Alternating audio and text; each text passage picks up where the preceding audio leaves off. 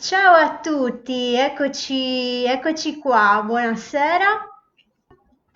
Oggi, come sapete, visitiamo insieme l'altare di Santo Stefano. Siamo al terzo appuntamento di questo Sardinia Virtual Tour. Cerchiamo di visitare i nostri siti preferiti da casa. Incominciamo. Allora, il sito di Santo Stefano è stato uno fra i più votati quando ho aperto le votazioni per sapere che siti avreste gradito appunto visitare in questa serie di Sardinia Virtual Tour. È un sito magico, è un sito molto particolare, abbastanza, potremmo dire un unicum. E ora in questa mezz'oretta cerchiamo di scoprire perché. Chiaramente, come al solito vi dico, se non l'avete mai visitato, appena ci faranno uscire di casa, andate sicuramente a visitarlo dal vivo perché merita tantissimo e poi perché chiaramente dal vivo è un'altra cosa, la magia che si respira lì difficilmente dalle foto potrà trasparire.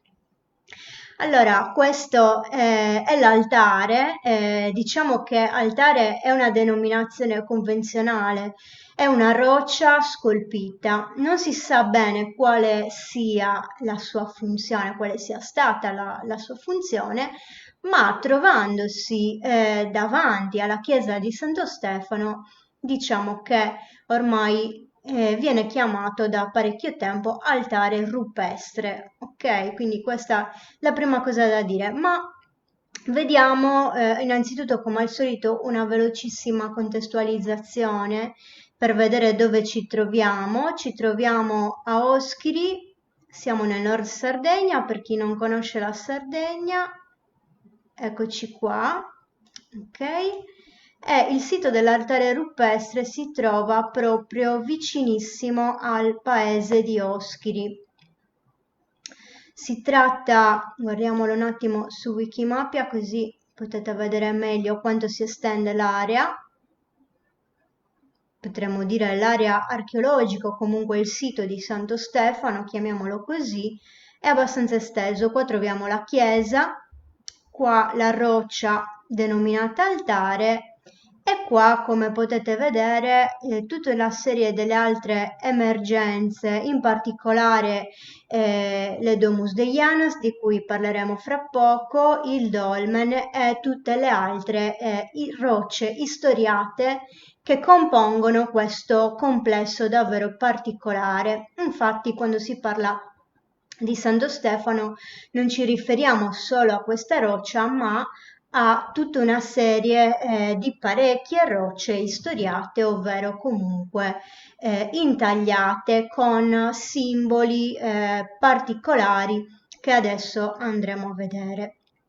Il sito di Santo Stefano, innanzitutto, da quello che ho detto finora, appunto, ha una storia plurimillenaria che va dall'epoca delle Domus Deianas, cioè nel Neolitico, fino ai giorni nostri. Quindi sicuramente un sito che già da un'epoca molto molto antica aveva una valenza sacra, in quanto è stato usato come luogo di sepoltura. Le Domus Deianas, per chi non lo sapesse, sono delle sepolture risalenti all'età neolitica, poi utilizzate anche, in gran parte utilizzate anche nei millenni successivi. Per cui diciamo che le Domus Deianas sono la prima è la prima e forse anche l'unica, oltre alla chiesa, testimonianza presente in questo sito che è databile con sicurezza. Quindi, a partire dal Neolitico, poi che cosa è successo in questo sito? Ci sono state altre frequentazioni, altri momenti che hanno lasciato, diciamo, un'impronta indelebile. Però cosa succede? Che non essendoci stati mai scavi archeologici veri e propri, ma soltanto indagini che si limitano all'analisi di quello che si trova appunto in superficie, di quello che è visibile, non abbiamo dati archeologici sicuri per poter datare tutti questi altri elementi. Quindi i punti fermi del sito di Santo Stefano sono le Domus Deianas, 3000 a.C. circa, e la chiesa, fine 1400, inizio 500. Ok? Quindi questi sono i due termini cronologici, anche se appunto la chiesa ancora oggi è consacrata e viene ancora oggi utilizzata.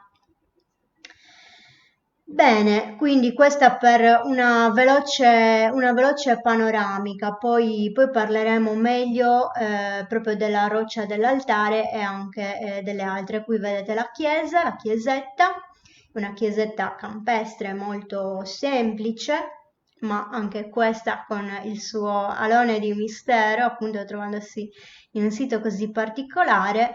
E qua vi ho messo simpaticamente, per chi non lo conoscesse, la foto del guardiano del sito, o almeno quello che viene considerato il guardiano del sito. Infatti, come potete vedere, questa roccia, non so se riuscite a capirlo dalla foto, un po' piccola, appunto questi graniti di Santo Stefano assumono delle forme molto particolari, e una di quelle più particolari è proprio questa, che viene appunto chiamato su aldiano, cioè il guardiano. Come potete vedere ha una faccia un po' inquietante che ricorda un po' le maschere dei mamutones. Quindi anche questo, insomma, quando ci passate sotto sembra un po' che vi stia osservando e incute un certo, diciamo, un po' di timore, o comunque non lascia sicuramente indifferenti. Andiamo avanti, le Domus Deianas di Santo Stefano sono 5, quindi dislocate in vari punti del sito. Quella che vediamo qui è la più grande, probabilmente l'ingresso è stato comunque ampliato in un'epoca successiva.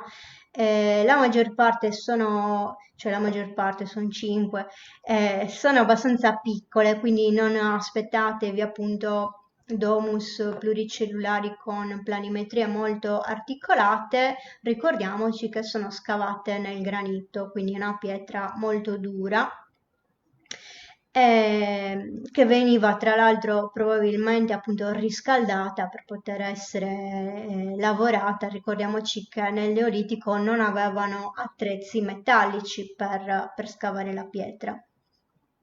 Quindi questa è la più grande e questa è la più piccola, che peraltro ha una forma molto particolare. Infatti la celletta è minuscola, qua dalla foto non la riusciamo a vedere, ma la sua particolarità è questa facciata monumentale, potremmo dire, che viene chiamata a padiglione. Anche questo è tutto scavato nella roccia. Non si sa effettivamente però se questa forma fosse quella originaria già del Neolitico, oppure se magari sia stata riscolpita in un'epoca successiva. La piccolezza, possiamo dire, della camera ha suscitato qualche perplessità, perché non sembra adatta comunque, cioè non è grande quanto le altre tombe, anche se sono tutte, come vi ho detto, abbastanza piccole. E quindi qualcuno ha ipotizzato che possa trattarsi di un cenottafio. In realtà può essere benissimo anche una celletta di una Domus Deianas, che per un motivo X che non conosciamo è rimasta così piccola. Quindi nel Neolitico siamo sicuri che inizia la frequentazione e la storia di questo sito. Ok? Ma andiamo avanti, perché prima di parlare dell'altare vi volevo parlare di un'altra roccia molto particolare, di cui normalmente non si parla tanto, cioè nelle guide, negli studi su Santo Stefano non trovate mai che si parli di questa roccia. Ora, io un po' provocatoriamente ho scritto il femminile sacro perché chiaramente guardandola penso che tutti quanti, insomma, abbiamo fatto un'associazione, ok, nella nostra mente e quindi io penso che, visto che comunque non abbiamo dati archeologici, non abbiamo nulla, ci dobbiamo soltanto riferire all'analisi formale, questa roccia, ecco, per la sua forma, per come è fatta, ma più probabilmente per come è lavorata, infatti qua vi ho messo naturale e artificiale, perché diciamo che non essendoci sufficienti prove, secondo alcuni, per dire che questa roccia è stata scolpita, non gli si dà importanza perché si pensa appunto che sia naturale. Invece, a mio parere, guardandola attentamente, la simmetria che presenta ci fa capire che la roccia è stata scolpita. Quindi potremmo ipotizzare, sempre ovviamente senza prove decisive, che in realtà in origine avesse una forma abbastanza simile a quella che insomma possiamo vedere, ma che sia stata comunque scolpita per renderla ancora più esplicita, ok? Ancora più simile. Infatti, proprio in particolare in quest'area si vede benissimo che la roccia è stata scolpita. E vi dicevo, è anche proprio la simmetria che è presente, è un po' difficile che sia una roccia naturale così perfettamente simmetrica. Per cui, a mio parere, è legittimo chiedersi, poteva una roccia di questo tipo, anche se fosse stata naturale, lasciare indifferenti delle popolazioni che in particolare nel Neolitico erano molto sensibili al tema, quello che noi chiamiamo oggi il culto della Dea Madre, cioè i culti, usiamo questa definizione per dire, per esprimere che nell'età neolitica la religione, il culto, tutto ciò che era la spiritualità dell'epoca aveva come cardine il riconoscimento di un principio creatore femminile che si materializzava, manifestava nella femminilità anche attraverso la donna. È per questo motivo che veniva rappresentata anche con delle statuine di donna che però rappresentavano comunque la divinità, ok? E quindi il sacro. Per cui mi sembra molto difficile che vedendo anche una roccia simile di questo tipo rimanessero indifferenti e non gli attribuissero un significato, considerando anche un tipo di approccio alla vita e alla natura diverso da quello che abbiamo noi, in cui comunque la natura veniva anche venerata nelle sue espressioni che manifestavano il sacro, le cosiddette ierofanie. Quindi quando un fenomeno naturale, diciamo, manifesta il sacro in modo, potremmo dire, tra virgolette, miracoloso, ecco, veniva comunque riconosciuto e venerato. Per questo motivo venivano venerate le sorgenti, le grotte, determinate rocce sia naturali che in parte naturali, in parte comunque riscolpite, adattate, magari anche nel corso del tempo. Per cui credo, ma questa è una mia opinione personale, che proprio questo punto in un'epoca molto antica fosse un luogo sacro particolare nel sito che a tutti gli effetti veniva riconosciuto in quanto tale. Chiaramente per vedere se questo è vero bisognerebbe fare degli scavi, è difficile anche sapere se comunque potrebbero avere delle indagini archeologiche, scusate, degli esiti positivi perché non essendoci strutture conservate, eccetera, però non si sa mai. È chiaro che se io faccio uno scavo qua davanti e trovo, non lo so, delle offerte votive del Neolitico, allora ne possiamo anche riparlare. Però ora come ora prendetela un po' come una suggestione. Vi ripeto, a parte Giorgio Pala, che è il più grande conoscitore di questo sito, se andate sicuramente vi consiglio di farvi guidare da lui. A parte lui, diciamo che nelle guide, negli articoli che trovate su Santo Stefano non troverete mai menzionata questa roccia. Ok, qua avevo messo una foto per farvi vedere la grandezza con cui si presenta. Allora, bene, andiamo avanti e parliamo un po' più approfonditamente dell'altare. Allora, innanzitutto vediamo che questa roccia in parte ovviamente è una roccia naturale, ma in parte è stata, oltre alle incisioni, quindi a queste nicchie scolpite, in realtà anche tutta la superficie della roccia è stata livellata e scolpita anche proprio per formare questi due registri in cui sono scolpite le nicchie. Come vedete abbiamo due registri inferiore e superiore. Qua mi dispiace, ma essendoci anche l'albero in mezzo, diciamo non ho una foto intera in cui si vede tutto, ma perché qua ci sono altre nicchie comunque importanti. E appunto, come vi dicevo, due registri in cui ci sono scolpite queste figure in parte triangolari, in parte quadrate, come vedete. Qui abbiamo un cerchio e questo diciamo che ovviamente ha dato luogo a diverse interpretazioni. Diciamo che l'interpretazione ufficiale, cioè quella accademica, possiamo dire, più gettonata, anche se in realtà comunque non c'è un'unanimità nell'interpretazione di questo monumento, anche per i motivi che vi ho detto, che comunque non sono state mai fatte delle vere indagini archeologiche.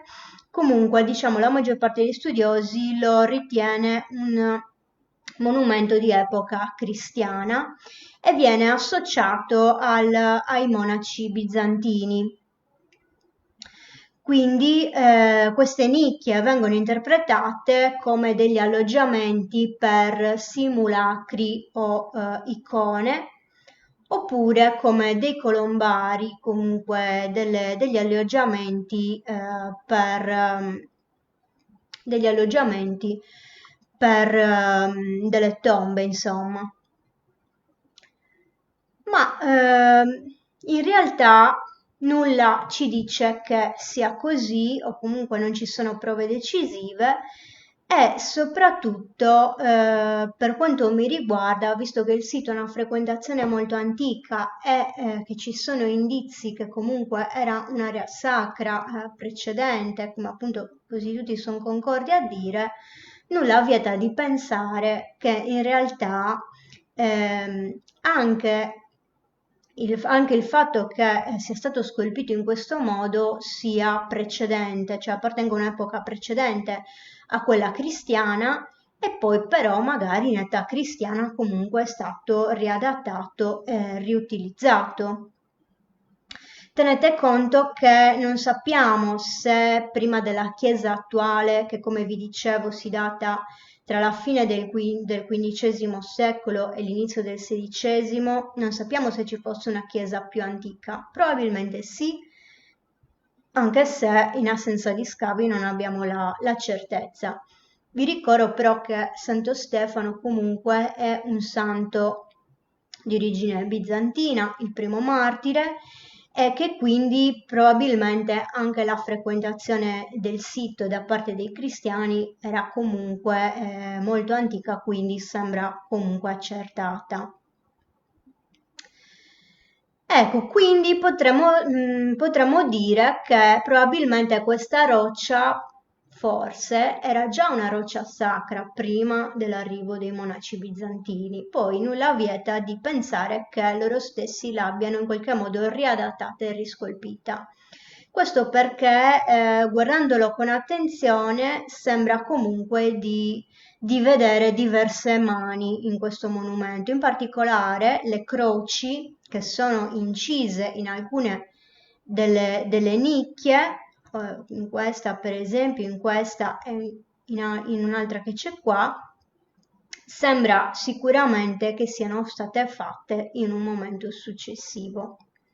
Ma vediamo quali sono gli elementi che più catturano l'attenzione. Mi spiace che non ho una foto un pochino più decente, non so se riuscite a cogliere che alcuni di questi elementi sono in qualche modo sono contornati da piccole coppelle, cioè da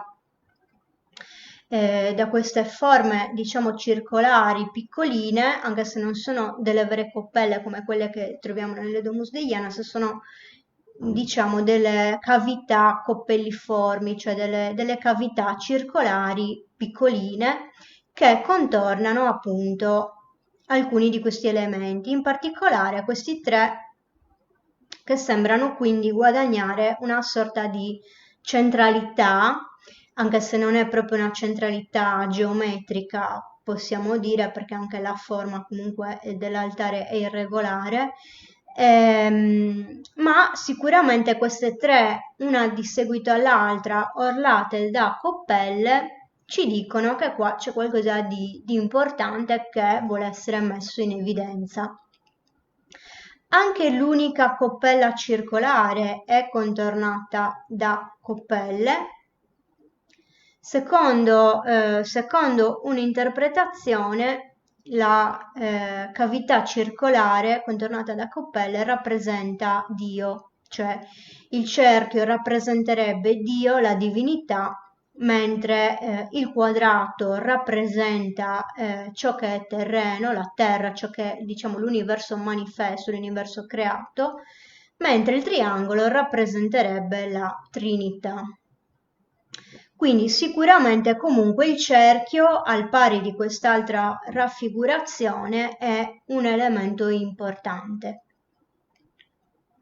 Ma veniamo a parlare di questi due elementi sovrapposti. Mi spiace che non ho una foto dove si capisce un pochino meglio. Ecco, questi due elementi sovrapposti, se vedete, rispetto agli altri che sono ben separati tra di loro, in realtà sono uniti.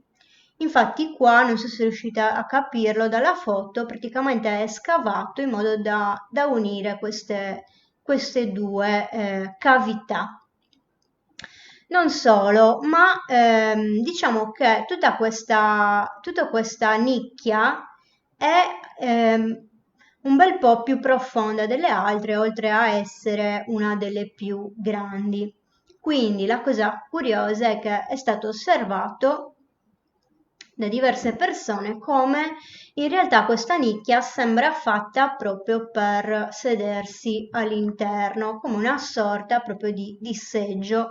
Non solo, qua ci sono anche due sporgenze che sono proprio sagomate in modo che se una persona si siede qui e appoggia i piedi qua, assume una posizione molto caratteristica che è quella della partoriente. Per cui diciamo,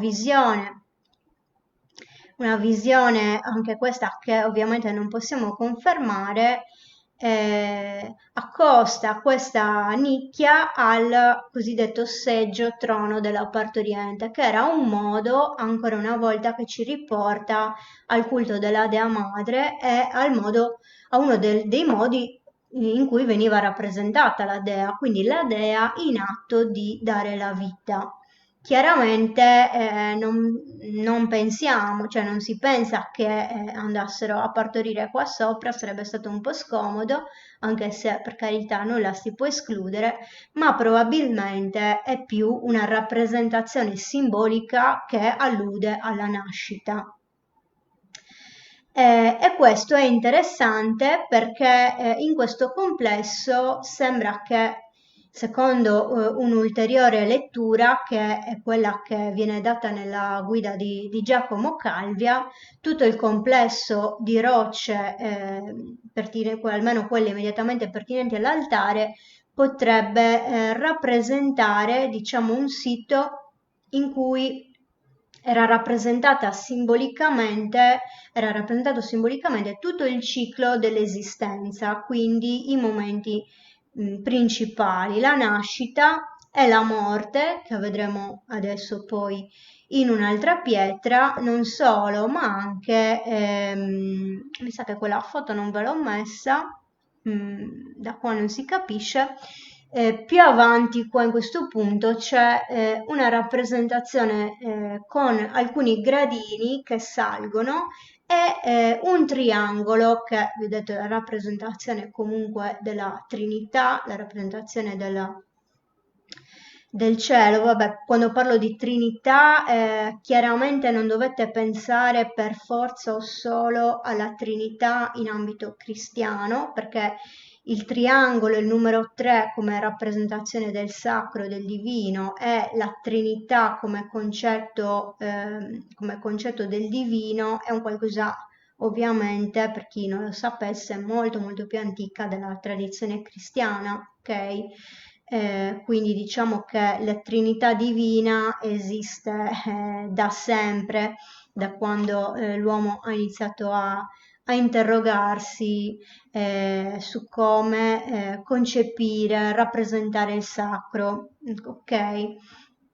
Quindi il triangolo e il numero 3 è sempre stato un numero sacro, per cui questa rappresentazione della scala con il triangolo sopra potrebbe rappresentare la scala dell'ascensione, quindi l'ascensione verso il divino, per cui abbiamo la nascita, l'ascensione e poi in un'altra pietra abbiamo quello che sembra un letto funebre. Ora nella prossima slide vi faccio vedere la foto, e quindi l'allusione alla morte, per cui può essere interpretato come un complesso che allude a questo ciclo della vita, secondo una concezione sicuramente più pagana che cristiana, ma non dobbiamo nemmeno escludere fenomeni di tipo sincretistico, ovvero che il culto cristiano si sia qua innestato, come accade e accaduto tante volte in altri santuari della Sardegna,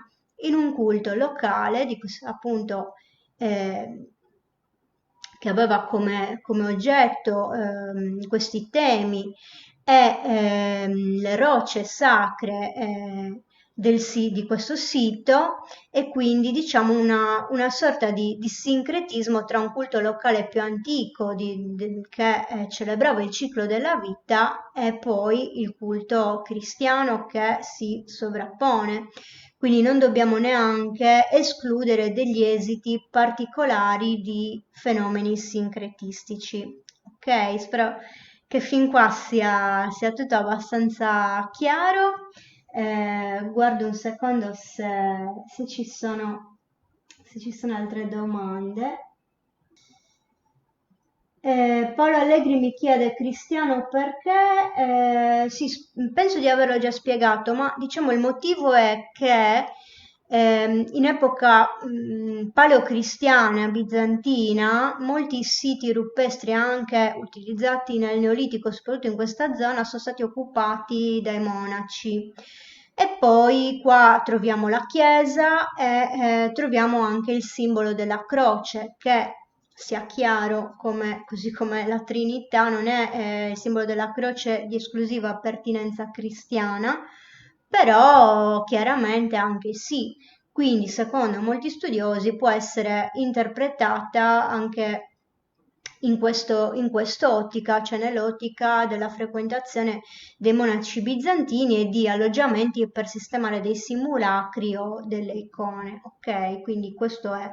Però ecco, probabilmente, come dicevo, c'era già un luogo di culto più antico, e quindi credo che questo altare, se anche in qualche modo lo possiamo riferire a epoca cristiana, l'epoca cristiana è l'ultima che arriva, quindi probabilmente la roccia era già una roccia sacra, già con dei simboli e delle strutture per praticare dei riti, delle cerimonie e comunque dei culti. Ok? Ok, proseguiamo. È una panoramica veloce perché sono già le 10, come al solito sforo sempre un po'. Vediamo le altre rocce istoriate di cui vi parlavo. Aspettate che qua cerco di mettere il titolo all'altezza giusta, ecco. Ecco qua. Allora, innanzitutto la pietra con i tre quadrati, che questo è un po' uno degli enigmi insoluti di Santo Stefano, perché a parte voler ancora speculare sul significato del numero 3 e sulla simbologia del quadrato, però a parte questo, ecco, diciamo che non ci sono spiegazioni plausibili a questo schema di tre quadrati, tra l'altro con questo un pochino più sollevato, e sembra anche molto difficile che potessero essere dei porta-icone, come appunto sostengono i fautori della teoria dell'altare bizantino, anche perché in questo caso diciamo che la profondità di queste sorte di nicchie è veramente limitata.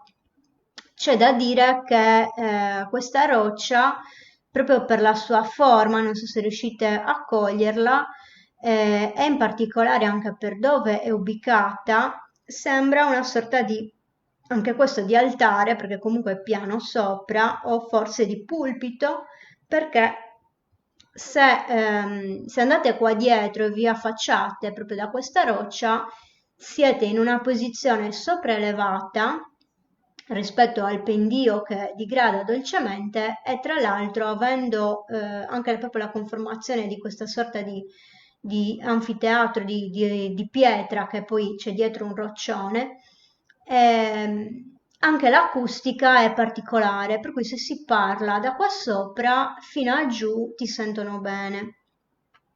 Per cui chissà che non potesse essere anche questo non potesse avere una funzione di questo tipo, una sorta di pulpito o di altare. Un'altra pietra molto particolare è questa.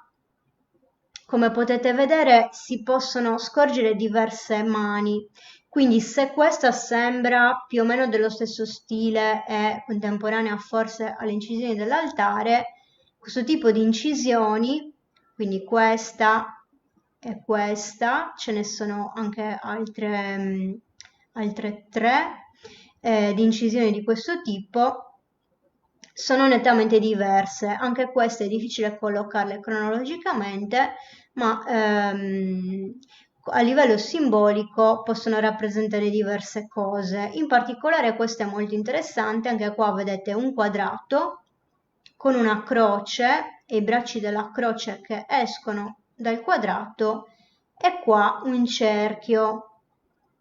Questa immagine può essere interpretata secondo alcuni come l'unione del cielo e della terra, il cielo rappresentato dal semicerchio, mentre la terra ancora una volta rappresentata da un quadrato, tra l'altro quadripartito. Ok? Diciamo che rappresentare la Terra come un quadrato e la Terra come divisa in quattro parti, le quattro direzioni, le quattro parti del mondo e così via, lo troviamo in molte tradizioni. Per cui diciamo che questa lettura, per quanto mi riguarda almeno, mi soddisfa abbastanza, anche se pure qua non possiamo essere certi di cosa loro esattamente intendessero. Un'altra rappresentazione importante è questa, che non so se si coglie, ma al di là della campitura, praticamente all'interno è rappresentato quello che sembra proprio una rappresentazione fallica. Quindi anche in questo caso ci riporta questa rappresentazione a culti pagani o comunque pre-cristiani. Questo è il famoso orologio cosiddetto che troviamo proprio vicinissimo all'altare, che come potete vedere è un cerchio che è contornato da 12 coppelle più una tredicesima qua sopra a indicare esattamente il nord.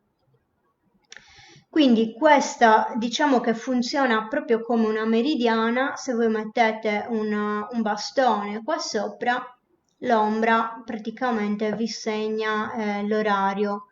Quindi a mio parere qua non c'è molto da speculare su rappresentazione degli apostoli e così via, ma semplicemente questo rappresenta il tempo.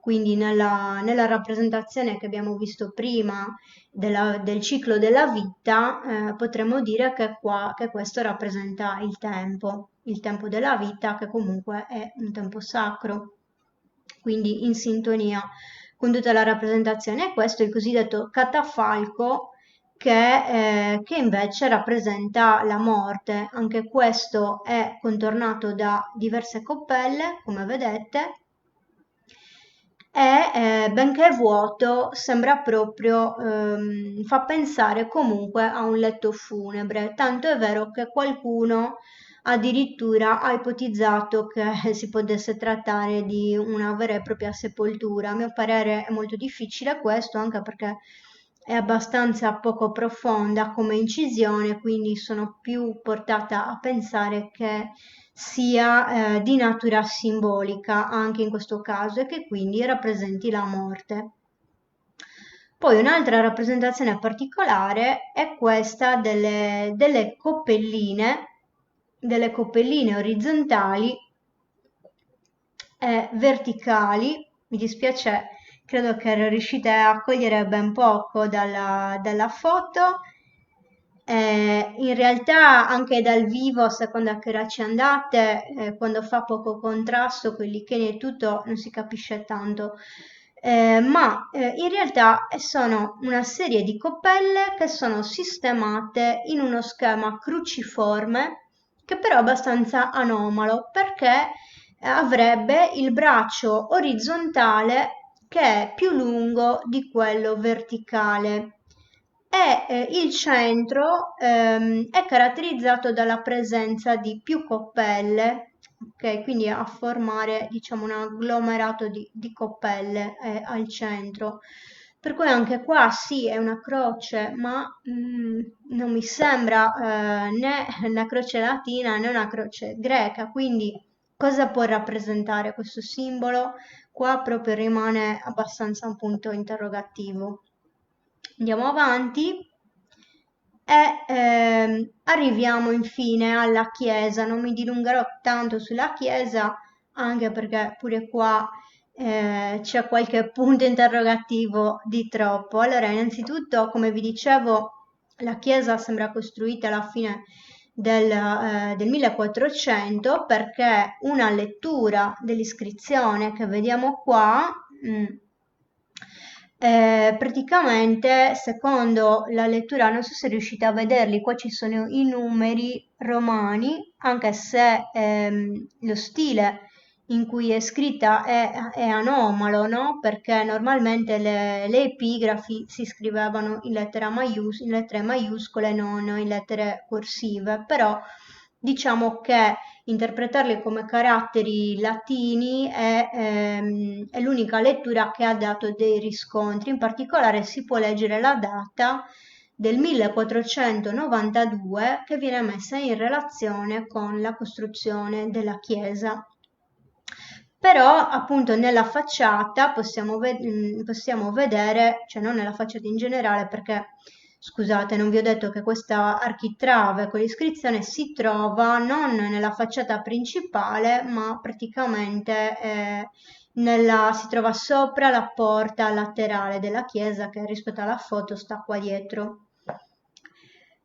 E vediamo che però appunto nella muratura ci sono alcuni elementi come questa faccia o questa faccia che si trova sull'altra parete che sono probabilmente riutilizzati da strutture più antiche. E quindi appunto sono state riutilizzate in questo edificio, ma probabilmente appartengono forse o a una chiesa che c'era prima di costruire questa o a un altro sito antico. Non sappiamo cosa c'è sotto la chiesa e che cosa ci fosse, per esempio, in età romana o tardoromana. È possibile che ci fosse un tempio prima della costruzione della chiesa. Quindi diciamo che se non si fosse capito, scavare sotto la chiesa e tra la chiesa e l'altare potrebbe essere veramente molto molto interessante. Quindi vi dicevo, questa iscrizione di cui non si è decifrata per intero, ma di cui le uniche cose che sembrano aver senso sono questa data e in più la parola Jesus, che si può tradurre appunto Jesus Gesù, anche se una delle lettere, anche in questo caso, è un po' anomala, quindi anche questa lettura non è così certa. Tornando alla data, in realtà la data è in contrasto con la pergamena di consacrazione che è stata ritrovata appunto sotto l'altare della chiesa, che invece riporta la data del 1504. Quindi ci sono questi anni, diciamo, di discrepanza tra la data dell'epigrafe e la data della consacrazione. Per cui, punto interrogativo, non sappiamo come mai, se realmente sia passato questo tempo tra la costruzione e la consacrazione, oppure se questa architrave e l'epigrafe magari non siano pertinenti alla Chiesa o nel senso che sono state riutilizzate da qualche altra parte. Tutto questo è veramente difficile dirlo. Bene, io mi fermerei qua. Ho messo tanta carne al fuoco. Tenete conto che, anzi, non vi ho detto che c'è anche un dolmen, tra l'altro, quindi insomma. Tenete conto che quando si va a visitare questo sito, almeno un'intera mattinata, almeno quelle 3 ore per vedere tutto bene, nei dettagli, parlarne e così via, bisogna starci. Io stessa quando porto qualche gruppo in questo sito non ci rimaniamo mai meno di 3 ore, per cui ecco, raccontarvelo in mezz'oretta non è certamente semplice, vi ho detto le cose più importanti, ma chiaramente ogni singola cosa vi potrebbe essere approfondita e vista meglio. Bene, vediamo se c'è qualche domanda veloce veloce prima di chiudere, se no le altre risposte ve le do per iscritto sotto i commenti. Allora, Paolo Allegri mi chiede, nella roccia altare la simbologia neolitica può essere stata stravolta? Allora, punto interrogativo anche qua. Diciamo che la simbologia neolitica che conosciamo normalmente da altri siti, per esempio le spirali, le corna, le protomi e così via, qui non la troviamo. Però chiaramente non possiamo sapere fino a che punto è stato riscolpito, quindi ecco, questa è una delle domande che purtroppo non possono trovare risposta. Bene, ragazzi, non vedo altre domande. Ah, ok, nelle domus vicine hanno mai scavato e trovato qualcosa a reperti? No, non hanno scavato neanche nelle domus, ma in realtà diciamo che dentro le domus non c'è un grande interro, probabilmente sono state riusate comunque in varie epoche, per cui ecco, c'è poco da scavare, poi molto roccioso, però sicuramente almeno una pulitura si potrebbe vedere se c'è qualcosa. In realtà gli unici reperti è stato trovato qualcosa in superficie, ma ora del Neolitico non mi ricordo se c'è qualcosa di significativo, non mi sembra. dell'età di altre epoche, mi sembra che era stata trovata una fibbia o comunque qualche altro reperto che attestava anche la frequentazione in età bizantina, sempre comunque da ritrovamento di superficie e non da scavo. Vediamo, vediamo. Sto vedendo se c'è qualche domanda. Mi chiedono, ma non è che sotto il pavimento della chiesa ci sia un pozzo sacro? Chissà, chissà. Forse un giorno se scaveranno lo scopriremo. La cosa, ecco, che vi stavo dicendo prima, particolare è che effettivamente in tutto il sito non si trovano elementi di età nuragica, il che è molto strano perché, come sapete, appunto l'età nuragica caratterizza talmente tanto tutta la Sardegna che praticamente in quasi tutti i siti ci sono fasi di età nuragica, almeno in un sito che comunque è stato frequentato sia prima che dopo, è strano che non ci siano resti di età nuragica, quindi chissà, o sono sottoterra o sono stati completamente smantellati. Comunque, ripeto, finché non faranno delle ricerche serie ci rimarrà questo dubbio, chissà, magari ci rimarrà anche dopo le ricerche. Bene, ragazzi, allora io chiudo qua. Se avete comunque qualche altro dubbio o qualche altra domanda, vi chiedo di farla nei commenti e magari rispondo tra stasera e domani, vi rispondo.